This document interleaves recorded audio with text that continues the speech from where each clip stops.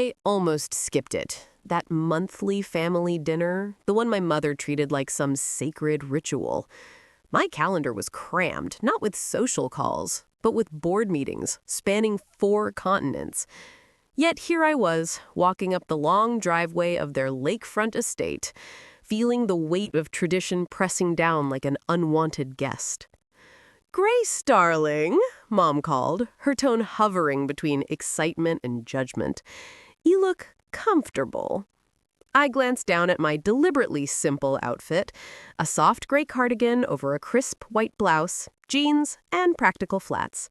Nothing fancy, nothing to betray the chaos and power I managed elsewhere. The necklace hidden beneath my shirt, worth more than their summer cottage.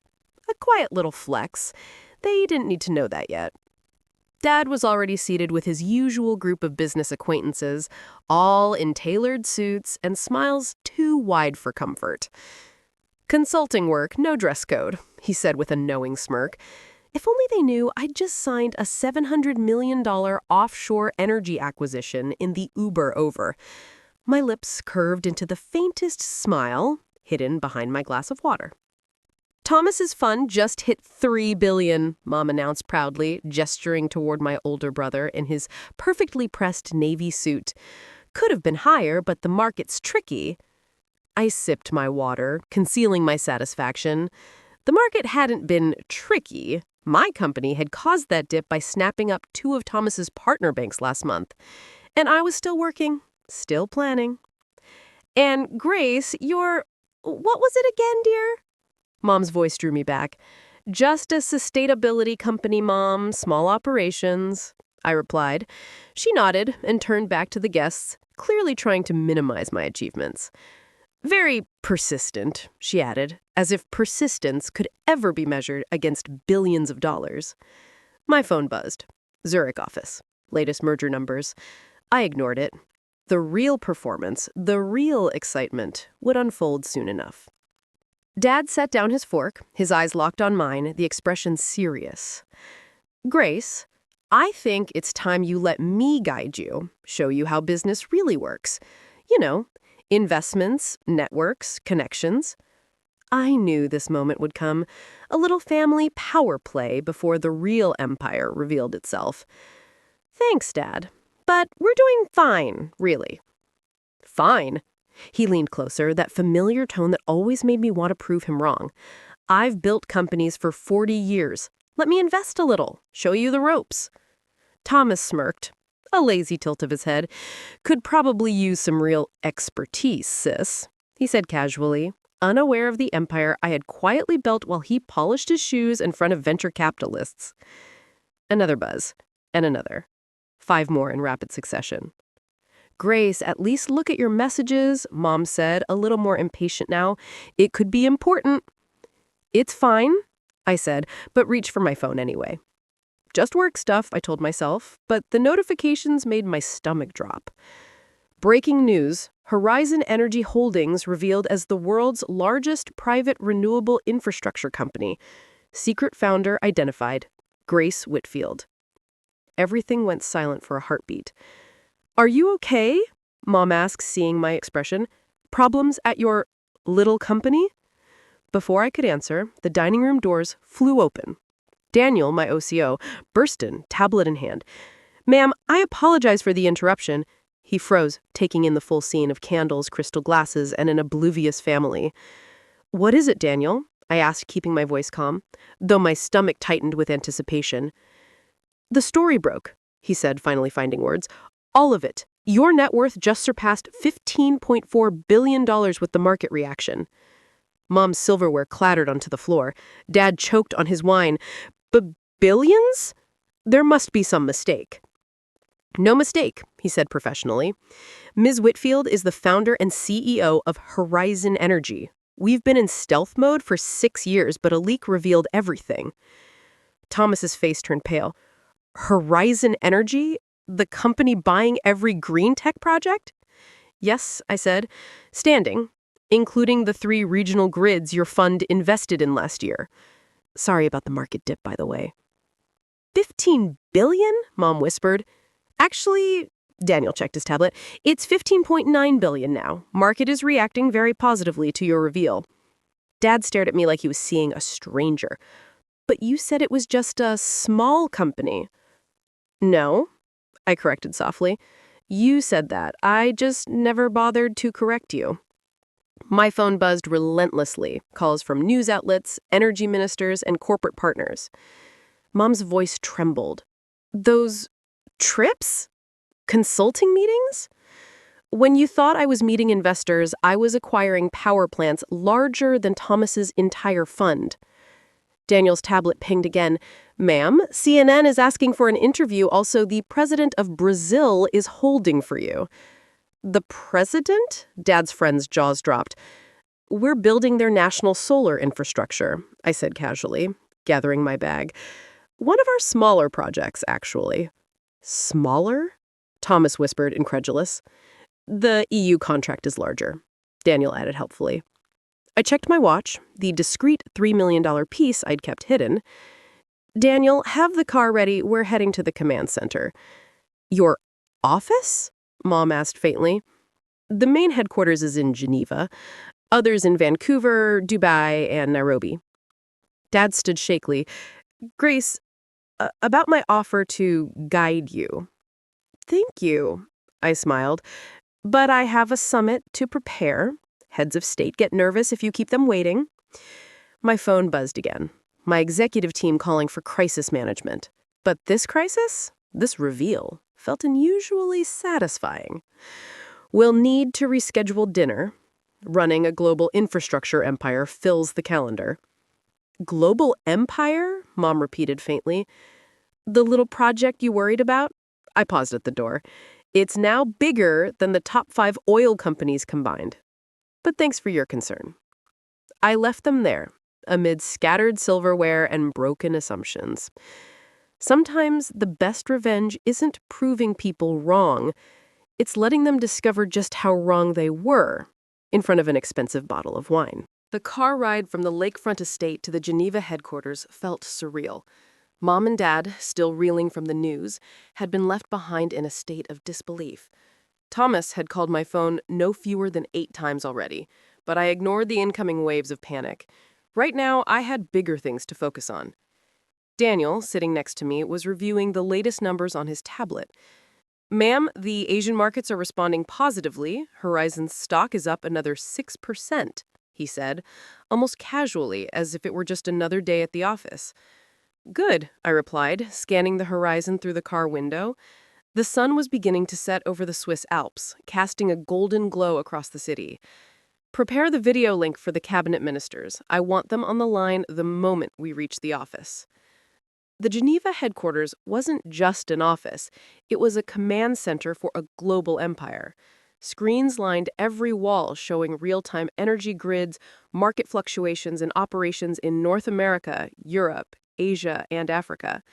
Even my personal assistant station, discreetly tucked in the corner, was monitoring live news feeds and press releases. As we entered, the receptionist nodded. Ma'am, all international heads are on standby. The press is already gathering outside. I smiled faintly. This was the part most people didn't see. Running a company in stealth mode meant every acquisition, every merger, every market play was executed quietly, without fanfare. And now the veil was lifted. Daniel, brief me, I said, moving toward my office. The recent announcement triggered massive interest. CNN, Bloomberg, Financial Times, Reuters, all waiting for statements. The Prime Minister of Brazil is on hold for an infrastructure negotiation. EU regulators are evaluating the solar and wind portfolios you acquired over the last 6 months, and Singapore's energy ministry wants a direct briefing. Good, I said. Prepare talking points, but I want to start with Brazil. That project needs our immediate attention. The EU can wait an hour. Their markets are more stable. I reached for my watch, subtly adjusting it under my sleeve. $3 million. A little indulgence that reminded me of how far I'd come. Daniel noticed, but said nothing. He understood. Ma'am, Thomas is trying to schedule an emergency meeting regarding his chip supply chain. Should I field that? No, I said firmly. Business hours are 9 to 5, and his sister doesn't take personal calls about professional matters. Schedule it for next week. Even as I spoke, my mind raced. All those years of being underestimated by family, being dismissed as someone playing with a cute little project, fueled a quiet satisfaction. Today wasn't about revenge. It was about demonstrating scale, control over infrastructure, energy, and influence. Good morning, Grace. Marcus, my CFO, appeared at the door, tablet in hand. Market capitalization just crossed $1.2 trillion. We're officially the largest privately controlled energy conglomerate in history. I let that sink in for a moment. My father's empire, once a symbol of our family pride, looked tiny in comparison. And Thomas? His ventures, once the subject of household praise, were now small cogs in the massive machine I had been quietly constructing. Marcus continued. We've also just acquired the final independent wind turbine manufacturer.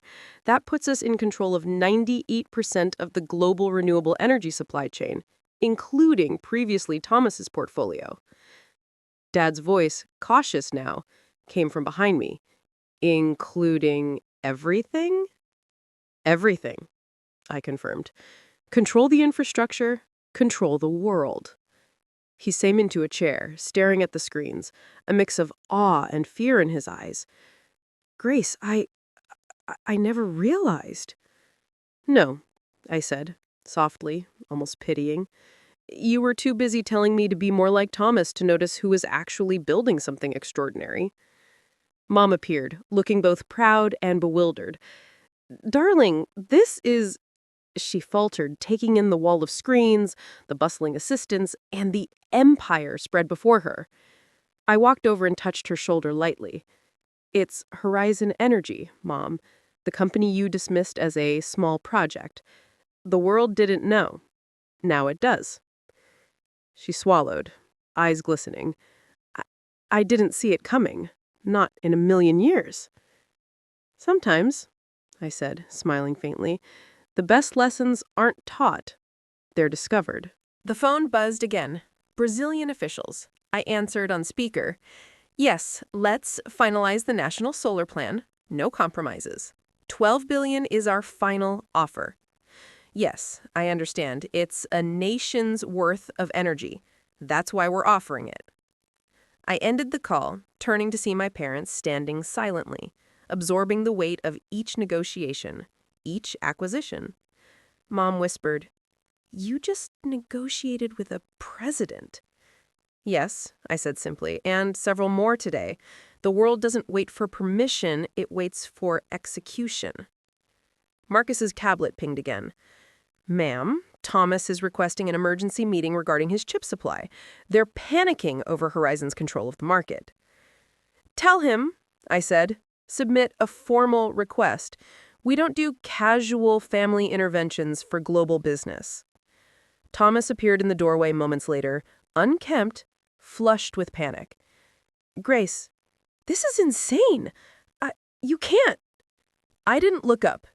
Did you schedule through the proper channels? His jaw dropped.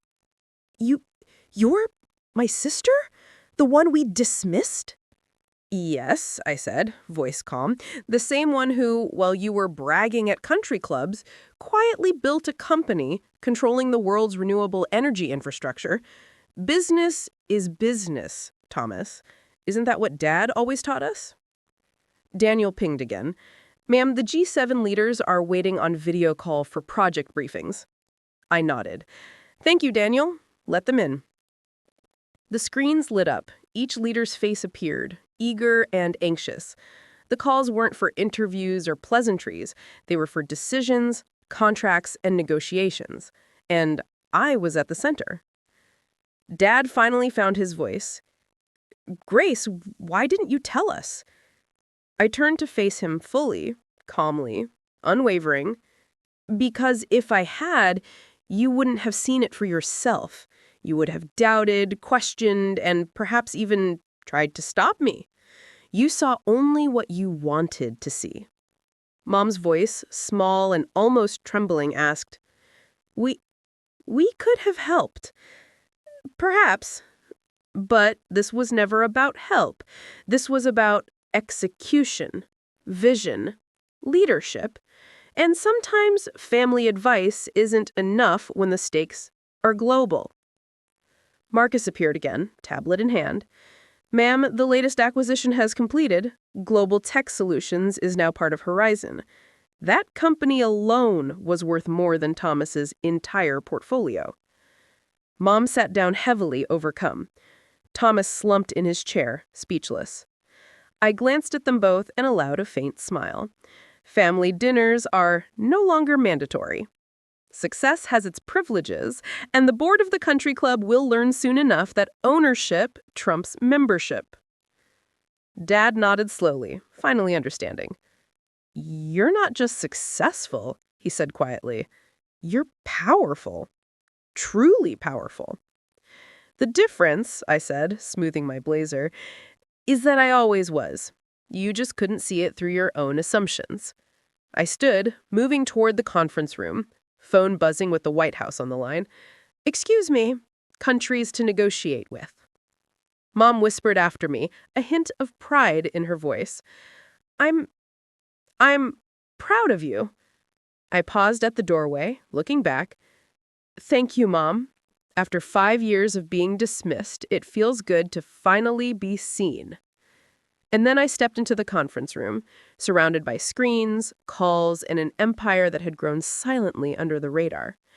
Outside, my family realized, slowly and painfully, that the daughter they underestimated had been holding the world in her hands all along. The evening passed in a blur. Negotiations, acquisitions, media briefings, and crisis management. By midnight, Horizon Energy wasn't just a company anymore. It was the invisible backbone of global renewable infrastructure, controlling more than anyone had imagined possible. And as I finally leaned back in my chair, city lights sprawling below, I smiled. Sometimes the best revenge isn't proving someone wrong, it's becoming so much bigger than they ever dared to imagine.